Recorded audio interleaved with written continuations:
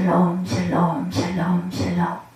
하나님 사랑합니다. 여러분 주 안에서 사랑합니다. 창세기 2장 말씀, 오늘 사순절 5일째 되는 날이죠. 오늘 새벽 예배 창세기 말씀 함께 나누고, 그리고 열왕기상 말씀도 함께 나누는 시간 갖도록 합니다. 사순절 5일째, 올해는 사순절이 3월 마지막 날 31일 날 끝나죠. 30일 날 끝나고 부활절이 열립니다. 종료주일이, 마지막 주일이 30일 날까지 끝이 나죠. 창세기 2장 8절 9절 보니 말씀하십니다. 야훼 하나님이 동방에 에덴의 동산을 창설하시고 그 지으신 사람을 거기 두시니라. 야훼 하나님의 그 땅에서 보기 아름답고 먹기 좋은 나무가 나게 하시니 동산 가운데 생명나무와 선악을 알게 하는 나무도 있더라. 그리고 15절에서 16, 7절 보니 야훼 하나님이 그 사람을 이끌어 에덴 동산에 두어 그것을 경작하고 가며 지키게 하시고, 야훼 하나님이 그 사람에게 명하여 이르시되 동산 각종 나무의 열매는 내가 임의로 먹되 선악을 알게 하는 나무의 열매는 먹지 말라. 내가 먹는 날에는 반드시 죽으리라 하시니라. 금하셨어요. 그랬는데 그것을 지키질 못하죠. 창세기 3장 1절에서 6절까지 이어서 보면, 그런데 뱀은 야훼 하나님이 지으신 들짐승 중에 가장 간교하니라. 뱀이 여자에게 물어 이르되 하나님이 참으로 너에게 동산 모든 나무의 열매를 먹지 말라 하시더냐.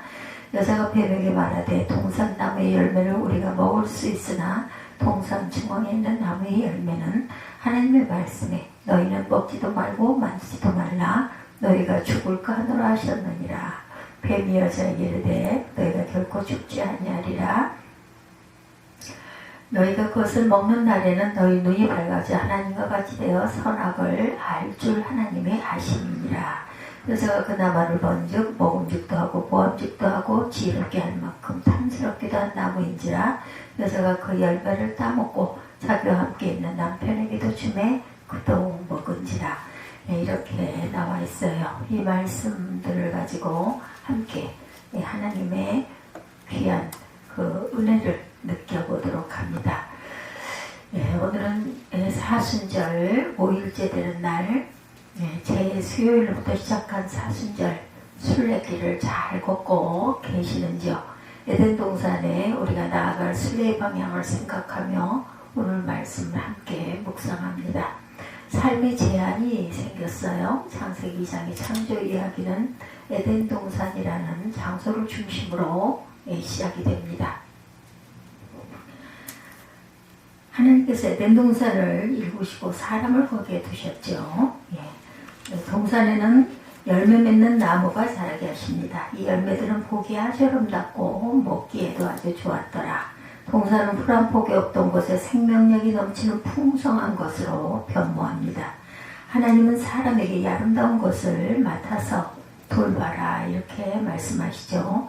동산의 한가운데 생명나무와 선과 악을 알게 하는 나무가 자라고 있었고, 하나님께서 사람에게 명령을 내리시죠. 동산에 있는 모든 나무의 열매는 내가 먹고 싶은 대로 먹거라. 그러나 선과 악을 알게 하는 나무의 열매만은 먹어서는 안 된다. 그것을 먹는 날에는 내가 반드시 죽으리라. 하나님은 왜 이런 제한을 두셨을까요? 궁금하기 짝이 없지만 하나님의 깊은 뜻을 헤아리기는 쉽지 않았던 것이죠. 다만 우리의 삶에 이런 식의 어쩔 수 없는 제한은 늘 생기고 있어요. 태어나 보니 호모 시피엔스이고 수십억 의 인구 중 나의 부모 형제 자매는 정해져 있었고, 내 피부색, 민족, 국가 등 많은 것들은 결정되어 있었습니다. 이미 태어난 그 순간부터 우리는 제한점에 둘러싸여 있습니다.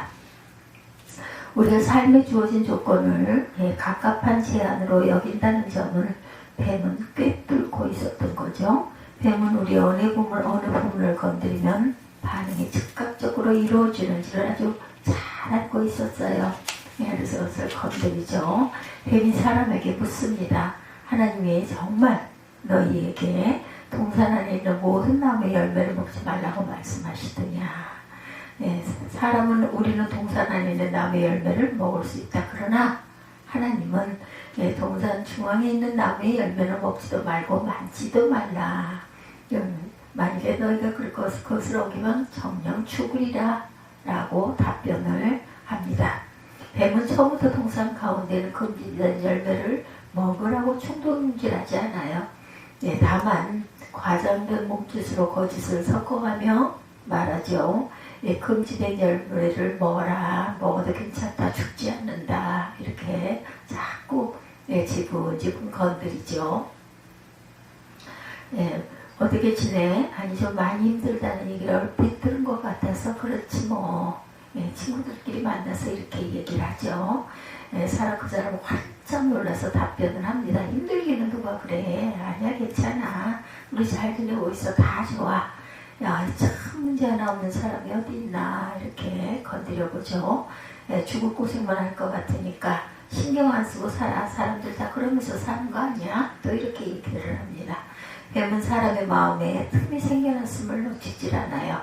하나님을 만지지 말라고 말씀하지 않으셨는데도 사람은 하나님께서 먹지도 말고 만지지도 말라고 하셨다면서 급기야 예, 금기에 대해서 길게 부연 설명하고 있는 걸 듣고 눈치를 챕니다. 사람의 마음속에 금기에 대한 두려움과 불안 그리고 약간의 호기심 또한 불만이 도사리고 있구나. 그리고 그걸 깨고자 하는 욕망 역시 아주 적지만 예, 알아차립니다. 뱀은 한 걸음 더 다가가죠. 너희는 절대로 죽지 않아. 하나님은 너희가 그 열매를 먹으면 너희 눈이 밝아져서 하나님처럼 되어서 선과 악을 알게 된다는 것을 아시고 그렇게 말씀하신 것이야. 예, 욕망의 눈길. 하나님께서는 사람들이 선과 악을 알게 하는 나무의 열매를 먹는 날에는 반드시 죽는다고 하셨어요. 근데 뱀은 절대 그렇지 않아. 이렇게 부정을 합니다.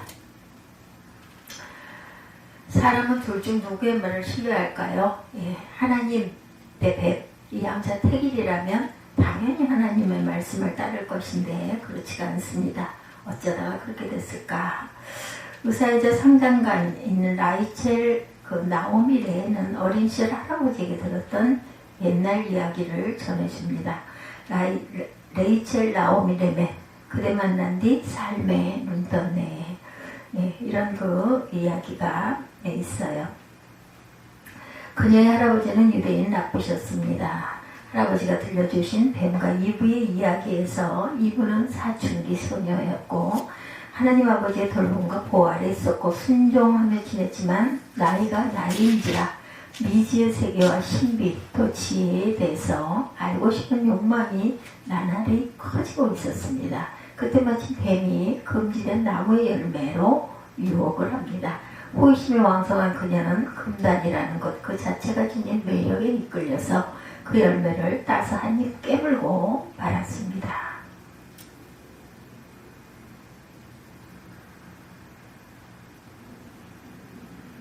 사춘기 자녀의 반항과 성장 이야기는 우리 모두에게 익숙합니다. 에덴의 첫사람들도 그랬을까 확실치는 않아요. 그렇지만 그때나 지금이나 진짜 부모 자식 간이라면 이 하나는 분명할 것 같습니다. 자식은 이렇게 생각하면서 반항하곤 하죠. 예, 우리 부모님이 뭐라 하셔도 결코 날 죽이진 않을 거야. 슬쩍 예, 져줄지도 몰라. 허락할 수도 있어. 에덴의 첫사람들도 창조주 하나님께서 자기 자녀들을 호되게 야단은 치시겠지만 진짜로 죽이진 않으리라는 생각을 하지는 않았을까. 진짜 죽음의 위험을 느꼈다면 결코 열매를 따먹지 못했을 겁니다. 정말 죽이시기까지 하겠어? 라고 생각하며 에덴의 사람은 그 나무의 열매를 바라봅니다. 그 열매가 먹음직도 하고 보암직도 해요. 그뿐만 아니라 사람을 슬기롭게 할 만큼 탐스럽기도 한 나무였다. 사람은 그 열매를 따서 먹고 함께 있는 배우자에게도 주어서 그도 역시 먹었어요. 사실 뱀이 해준 말 덕분에 그 열매를 다시 자세히 보았을 거예요. 예전에는 먹지 않았던 것은 물론이고 스스로 자제하면서 만지지도 않았고 쳐다보지도 않았어요. 그렇지만 한 번 눈에 들어오자 계속 그것만 보게 됩니다. 사람이 그 열매를 보면 볼수록 그걸 먹지 않을 도리가 없었을 것이고 보시기에 참 좋은 존재들, 나, 너, 우리 모두가 그렇습니다. 근데 그렇게 예쁘고 사랑스러운 건 그 열매뿐이었을까? 오늘 말씀 창세기 2장 9절이 아주 중요합니다. 주 하나님은 보기 아름답고 먹기에 좋은 열매를 맺는 온갖 나무를 땅에서 자라게 하시고 라고 말씀하고 계세요. 사람이 선과 악을 알게 하는 나무의 열매를 보고 마치 그 열매만 특별히 먹음직도 하고 보암직도 한 것처럼 불었는데 사실 에덴 동산에 있는 모든 열매가 다 그렇게 먹음직도 보암직도 했다는 거죠. 마음을 두고 자세히 보고 오래 보면 아무런 열매는 하나도 없다. 우리는 하나님께서 선수의 이 세상의 모든 것을 만드시고 어떤 마음이셨는지 아주 잘 알고 있어요. 창세기 1장 31절에 보시기에 참 좋았더라 이렇게 기록되어 있습니다. 창조의 6일간 당신께서 지으신 피조물들을 보시고 얼마나 흐뭇하셨던지 보시기에 좋았다 이렇게 반복되어 있죠.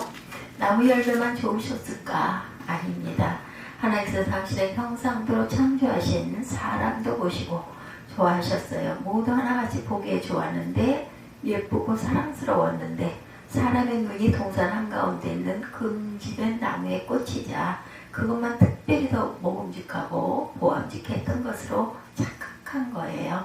결국 뱀이 사람에게 한 일은 금지된 것을 더 자세히 보고 오래 보도록 유혹을 한 것입니다. 그러므로 지금까지 한껏 누리면서 풍족한 기쁨을 나누고 행복했던 모든 것을 초라한 것으로 여기게 만들어버렸어요. 근데 더 끔찍한 건 유혹을 받은 사람이 유혹 이후 자신의 유혹을 이전보다 더 하찮은 존재로 여기게 되었다는 거죠. 이것이야말로 타락된 모습이라고 생각합니다. 눈으로 무언가를 보고 유혹을 받은 사람은 필연적으로 타인의 눈에 자신이 어떻게 보일까를 신경 쓰게 됩니다. 그리고 자기 생각에 외적으로 보이는 나의 결과물이 흡족하지 않다고 판단이 될 때 그는 그것을 아예 가리거나 타인의 시선을 외면하고 차단하는 방식으로 자신의 결핍감, 수치심을 해결하게 됩니다. 조나선 섹스는 시각에 붙들린 삶의 방식들을 수치심의 문화와 연결하여 그 내용을 설명하죠. 조나선 섹스, 매조경 읽기 영성 강론을 하셨던 분입니다. 하나님보다 앞서 걸어라. 김준우역 한국기독교연구소에서 펴낸 책에 31페이지에 37페이지에 증거하고 있죠. 수치심이란 타인의 기대에 내가 미치지 못할 때 스스로 자신이 나쁘다고 느끼는 감정이라 이렇게 말하죠. 에덴의 사람과 뱀의 이야기는 온통 외면, 수치심, 시각, 눈에 오는 내용이 가득합니다. 그들은 눈이 밝아졌지만 자기들이 벗은 몸인 것을 알게 될 뿐이었다. 다른 특별한 지혜는 그들에게 추가되지 않았어요. 다만 부끄러워하지 않았던 그들이 수치심을 느꼈고 하나님의 눈길로부터 숨고 피했어요. 요즘처럼 오디오보다 비디오가 중요한 시대에 외모가 경쟁력인 시대 SNS를 눈으로 계속 확인하며 끊임없는 선망과 질시, 자기 비하, 감춤, 변형, 포장, 거짓에 익숙한 우리 시대의 단면을 이 이야기는 그대로 반영해서 보여주고 있습니다.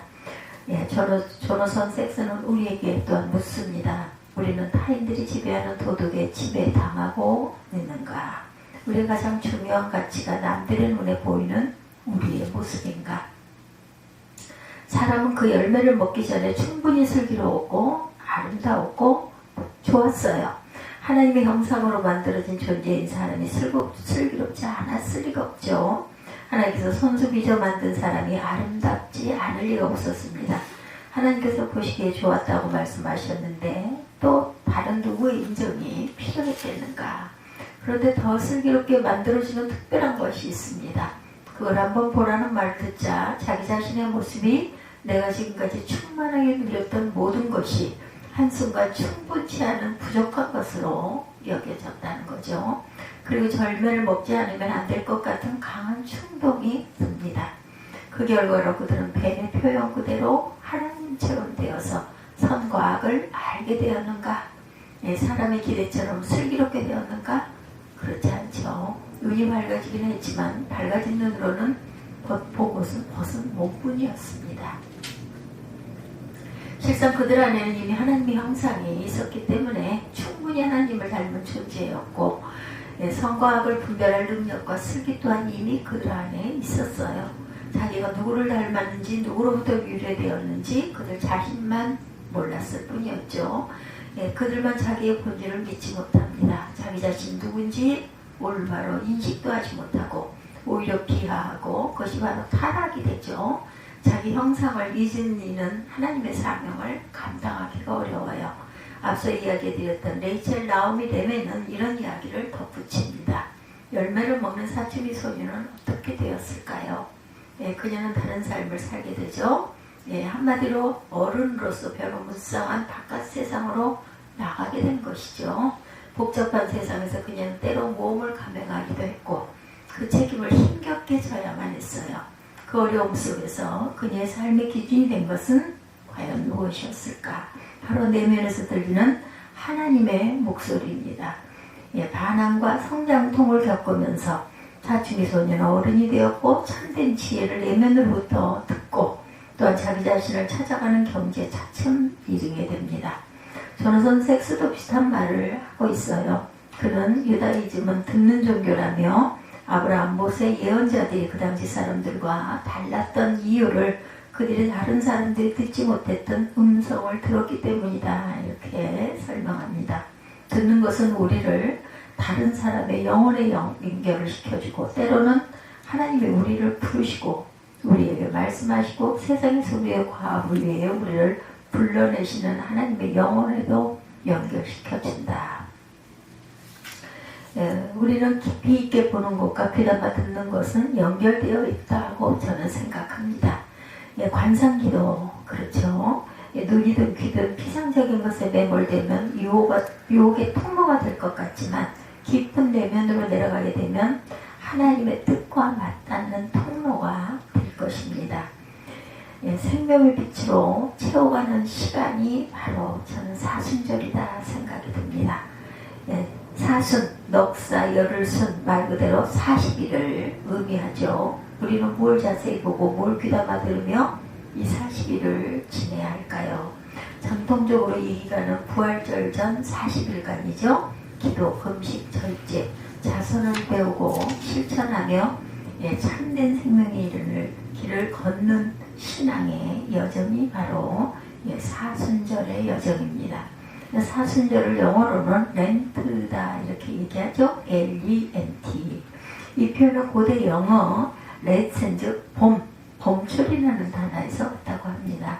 낮의 길이가 길어지는 시기를 의미하죠. 이렇게 살펴보면 사순절은 어둠 가운데 빛을 조금씩 더해가며 완전한 빛을 향해 나아가는 절기다, 이렇게 표현해도 큰 무리가 없을 것입니다. 생명 평화와 같은 본질에 더 가까이 나아가서 참된 중심과 하나 되는 훈련을 하는 절기다 해도 무방하다. 이 절기 동안 세 가지를 자세히 보고 귀담아 들으며 빛을 더해 가실 수 있기를 바랍니다. 첫째, 사순절기 동안 시간을 내어 자세히 오랫동안 나 자신을 살펴볼 수 있으면 좋겠습니다.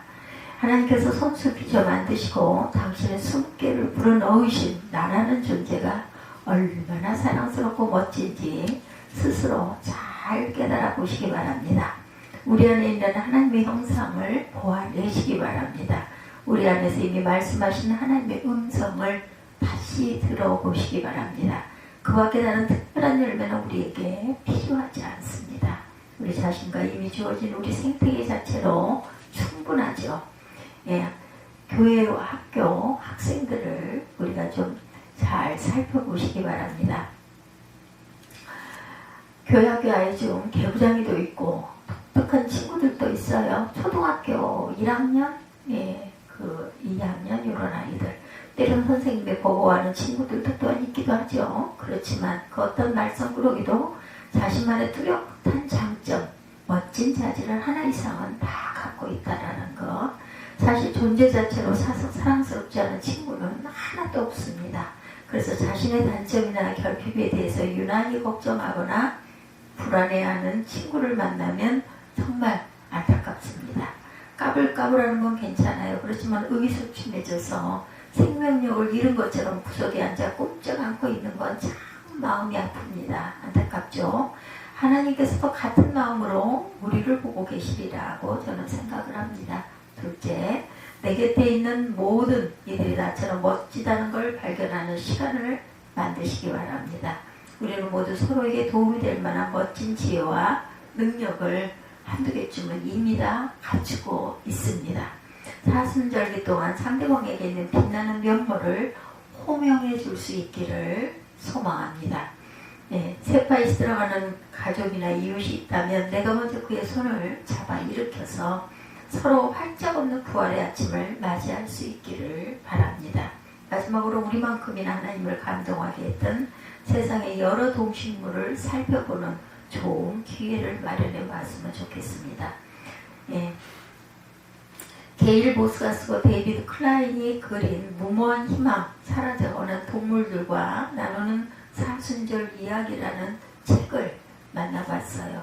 이 책에는 수마트라 오랑우탄, 붉은 가슴 도요 등등 멸종위기 동물들의 멋지고 아름다운 모습들이 묘사되어 있어요.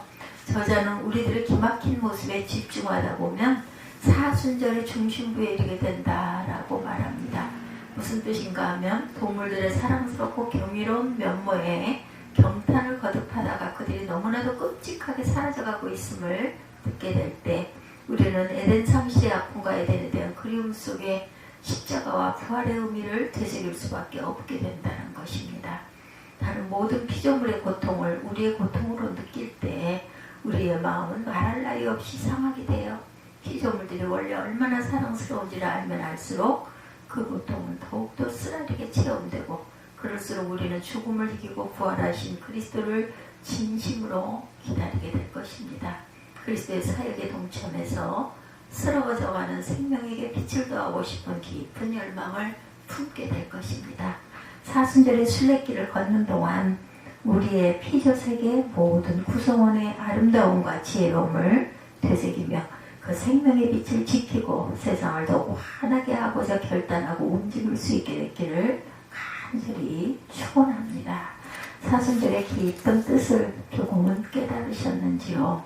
우리 함께 기도하며 사순절기 동안 우리 주변에 힘없고 나약하고 의기소침한 모든 생명들에게 소망을 불어넣어주는 그리하여 십자가의 영생을 주고 가신 주님을 더욱더 기다리는 마음을 품게 되시는 저와 여러분이 되시기를 주님의 이름으로 축복합니다. 기도하시겠습니다.